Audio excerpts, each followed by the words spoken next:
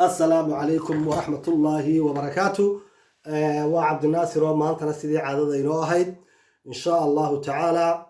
إذي سو قد بين دونا برنامج كيني أي نكوغهد لترني مرتدى إيا مهمهدا أفكا صوماليكا waxaan idin hayaa maantana shan kamida mahmaahihii baan idin hayaa. mahmaahda koobaad waxay leedahay saddex baa ismoog ayay leedahay. mahmaahda koobaad saddex baa ismoog. kow, saddex way ismoog tahay: nin waalan oo ismoog, nin jaban oo ismoog, iyo nin indhala oo ismoog. saddexdaa nin waa ismooga meel ay marayaan iyo si ay yihiin iyo waxay ku miyan yihiin. waa saddex nin oo aan sugayn. waa saddexdee. waxa la yiri nin waalan oo ismoogi waa ninka xumataliska ah ee aan ka talinin wanaag, ee sharka iyo dhibta uu ka taliya, ee dadka isku dira, qoysasku iska hor keenaa, xaafaduhu isku diraa, tolku isku diraa, xididku isku diraa, xigaalku iska hor keenaa. waa ninkaasi waa xumatalis.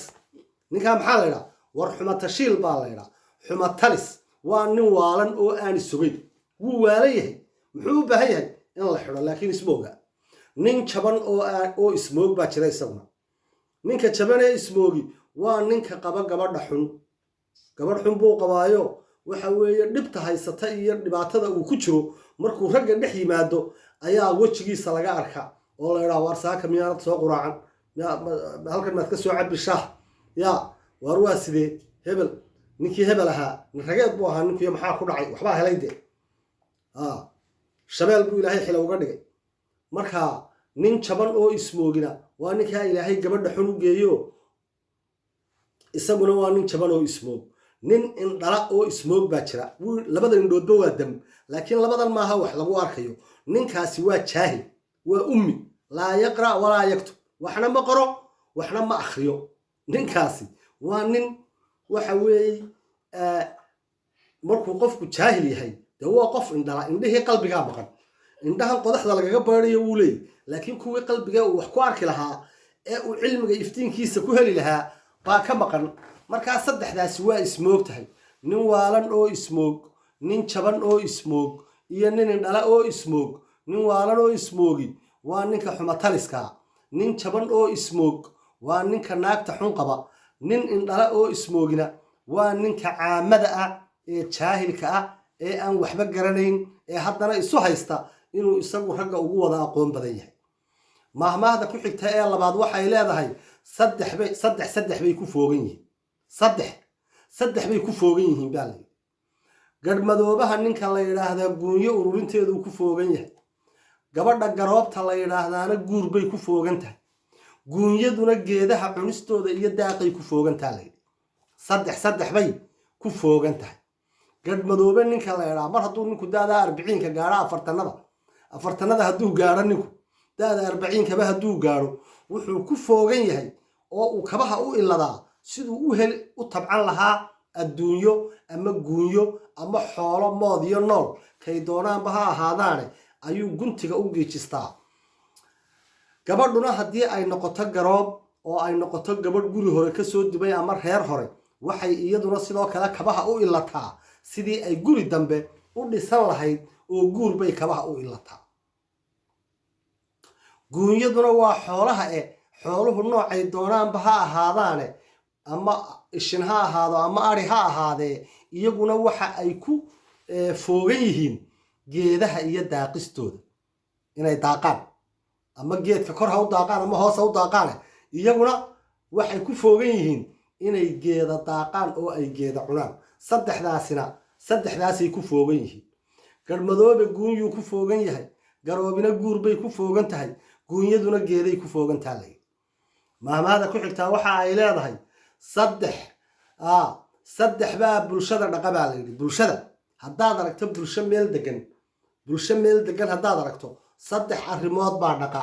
saddex arrimood baa bulshadaa wanaajiya oo horumar gaadhsiiya. oo maxay yihiin saddexdaa arrimood? dulqaad waayeel, dadaal dhallinyaro, iyo dalag iyo dunyo tabcashadeed. dulqaad waayeel, dalag iyo dunyo iyo dadaal dhallinyaro baa layidhi. bulsho waxa dhaqa dulqaad waayeel ragga waayeelka ah ee bulshada u waaweyn oo had iyo jeer ah rag dulqaad leh oo dadka isku wada isku deegaanka ah labada iskhilaafo heshiisiya labada istila nabadgelyo dhex dhiga labada wax isku qabta kala saara labada isfahmi waaye isfahansiiya soo maaragtid waxa weeye waayeelku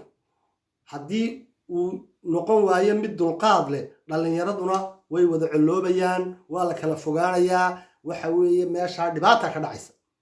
laakiin markay yihiin qaar iyagu dulqaad leh dulqaad waayeel meesha haddii uu yaallo deegaankaasi deegaan nabad iyo khayr loogu yimaado iyo barwaaqo iyo baraare ayuu noqonayaa iyo dad wanaagsan dalag iyo duunyo tabcashadeed deegaanku hadduu dalagana beerto duunyadana dhaqdo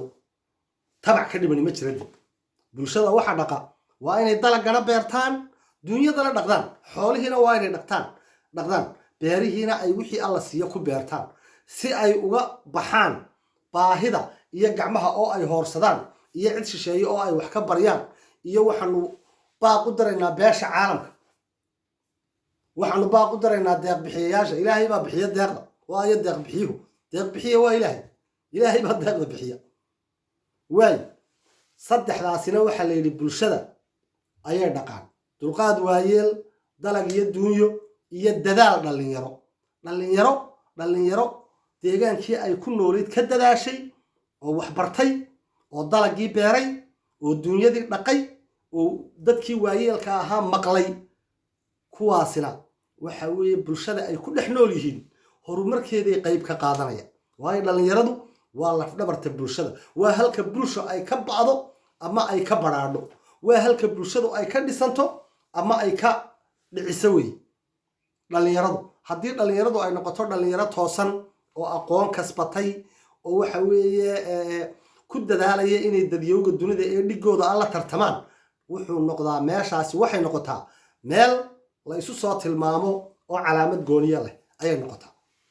waayahay waxay leedahay mahmaahda ku xigtaa saddex lama arag baa la yidhi saddex shay lama arag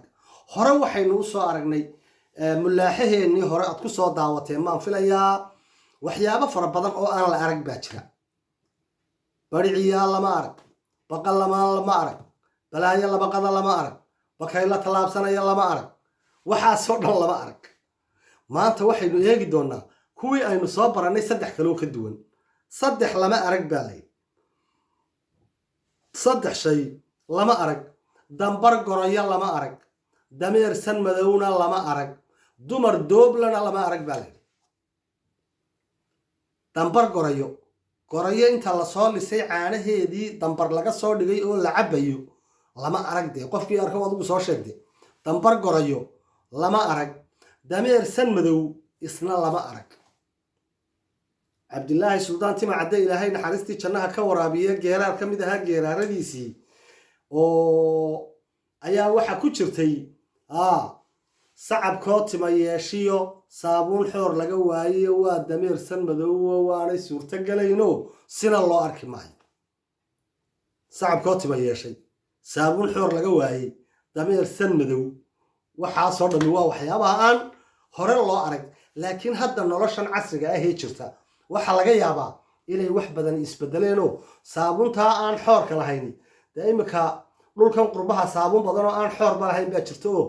aad iska isticmaalayso oo aan xoorinaynin oo haba yaraatee oo xoora aan lahayn laakiin cabdilaahi suldaan tima cadde xilligaa uu hadlayay saabuun oo dhammi xoor bay lahayd iyo waxay lahayd xoor cad bay lahayd dambar gorayo lama arag dameer san madow haddii la arkayna waa dhifoo waa yaryahay dambar gorayana isaga hadalkiisama daayo haba sheegin dumar dooble doobtu waa qurxinta halkaa ragga ka soo baxda inankii doob buu noqdo doob buu yeeshay ereyga doob waxaa la yidhaha bal hadda qor waa da iyo laba oo iyo ba waa doob si kale u akhri waa doob waa doob oo doob buu yeeshay inankii waa doob gedihii wuxuu gaadhay qaangaadhka doob buu yeeshay qurxintii ragga lagu garan jiray ee calaamadda ahayd ee codka buuri jirtay weynan jirtay ama astaanta u ah inuu ninka codkiisu isbedelo